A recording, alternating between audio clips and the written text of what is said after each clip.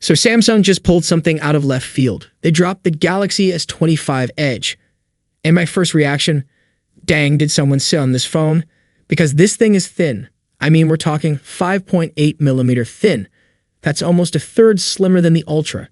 It's basically a phone on a diet. But here's the thing. Samsung doesn't just make a razor-thin phone out of boredom. This feels like an experiment, like they're testing how far they can push design before people start asking, where's the rest of it? Naturally, I had questions. How did they make it this thin? What did they cut to get there? And most importantly, is this something worth buying, or is it just a pretty face with no stamina? Well, let's talk cuts, because to get that slim profile, Samsung had to make sacrifices, big ones.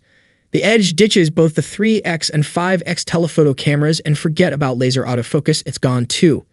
Even the ultra-wide sensor got downgraded to something a little more budget. No S Pen. No fancy anti-reflective coating on the screen. Oh, and the battery?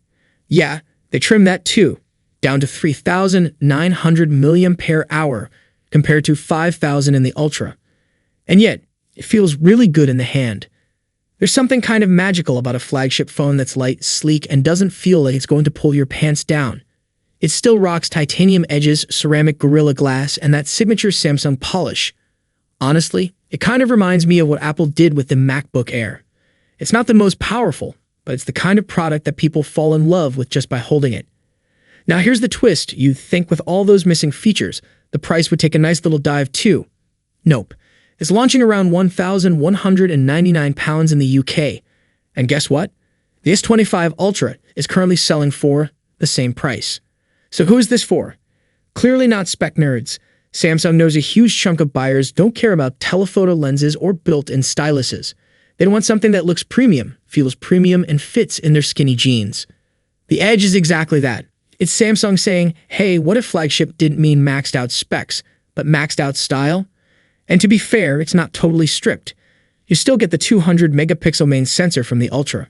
Real-world shots aren't quite as sharp, maybe because of a flatter lens setup, but it's still a beast. The ultra-wide has autofocus too, so yes, macro shots are still on the table. They even beefed up the front glass, making it tougher than what's on the Plus model. Oh, and AI is creeping in big time. You can point at objects during video calls, and the phone will try to identify them and explain what you're showing. It's not perfect yet, but it's a cool party trick that makes it feel futuristic.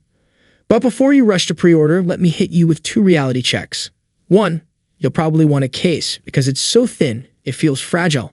And the second you slap a case on it, boom, you've just undone the entire point of a super slim phone. 2, the battery is the elephant in the very slim room.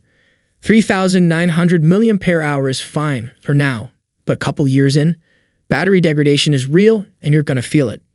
If they used those new fancy energy-dense batteries, totally different story. But they didn't.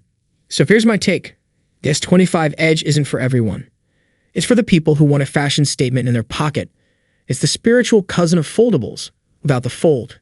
Clean, sleek, minimalist. The vibe is strong. If that sounds like you might love it. But if you want raw value, power, or battery life that doesn't cause anxiety, stick with the Ultra or the Plus.